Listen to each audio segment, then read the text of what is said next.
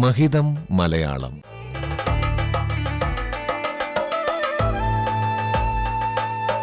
മലയാള ഭാഷയുടെ മഹിമകൾ കേട്ടറിയാൻ ഒരു സർഗയാത്ര.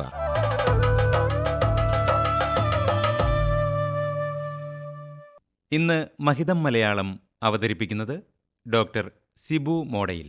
സബ് ജില്ലാ തലം ഇന്ത്യ വൈവിധ്യങ്ങളുടെ സമാഹാരമാണ് എന്നതിന് ഏറ്റവും നല്ല മാതൃകയാണ് കേരളവും മലയാളവും.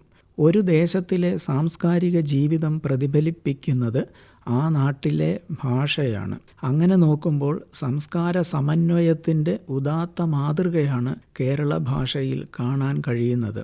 സബ് ജില്ലാ തലം എന്ന സമസ്ത പദത്തെ ഒരു മാതൃകാ ഉദാഹരണമായി പരിശോധിക്കാം. മലയാളത്തിൽ ഔപചാരികമായി ആവർത്തിച്ച് പ്രയോഗിക്കുന്ന സമസ്ത പദമാണ് സബ് ജില്ലാ തലം. എന്നാൽ ഇവയിൽ മലയാളത്തിൻ്റെ തനത് എന്ന് പറയാൻ ഒന്നും തന്നെയില്ല.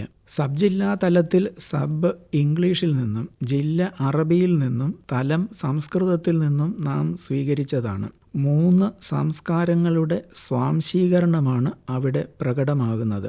അതേസമയം തദ്ദേശീയ പദങ്ങളോട് അപകർഷം തോന്നി ആദാനപ്രക്രിയ നടത്തുന്നതിനെ ഗുണപരമെന്ന് വിശേഷിപ്പിക്കാനാവില്ല. തന്തയും തള്ളയും പേറും എല്ലാം അങ്ങനെ അപകർഷം സംഭവിച്ചവയാണ്.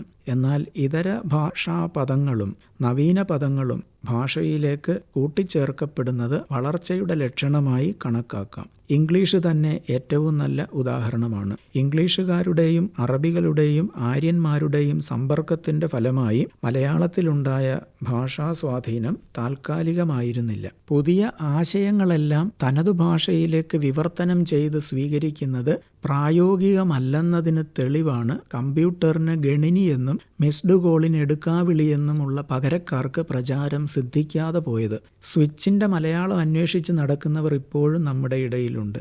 ഇതര ഭാഷകളിൽ നിന്ന് പദങ്ങൾ സ്വീകരിച്ച് പ്രയോഗിച്ച് തുടങ്ങിയാൽ പിന്നെ അത് നമ്മുടെ പദസമ്പത്തിന്റെ ഭാഗമാകുന്നു. സമുദായാടിസ്ഥാനത്തിലുള്ള വർഗീയത കേരളത്തിൽ അത്ര ഫലിക്കാതെ പോകുന്നതിനു പിന്നിൽ ഭാഷയുമായി ബന്ധപ്പെട്ട സംസ്കാര സമന്വയത്തിന്റെ ശീലം കൂടിയുണ്ടെന്ന് കരുതാം. മേൽപ്പറഞ്ഞ 3 ഭാഷകളുടെ കാര്യത്തിൽ ഇംഗ്ലീഷിനും സംസ്കൃതത്തിനും പദതലത്തിൽ മാത്രമല്ല വ്യാകരണ തലത്തിലും സ്വാധീനമുണ്ട്. ഇംഗ്ലീഷിലെ ഇൻഡെഫിനിറ്റ് ആർട്ടിക്കിൾ എയ്ക്ക് പകരം ഒരു ചേർക്കേണ്ട സാഹചര്യം മലയാളത്തിൽ ഇല്ലെങ്കിലും ഒരു ചേർക്കാതെ ഒരു കാര്യവും പറയാൻ മലയാളിക്ക് കഴിയാറില്ല.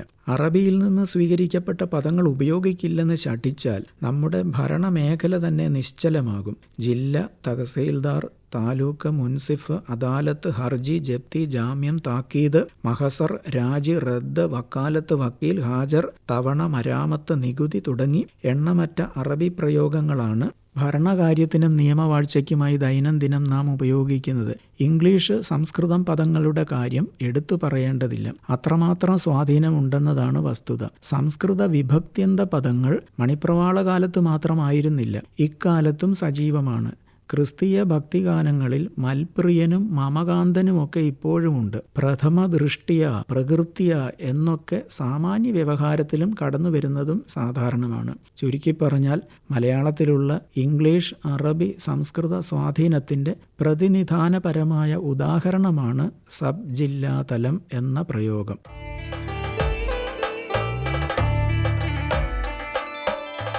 മഹിതം മലയാളം.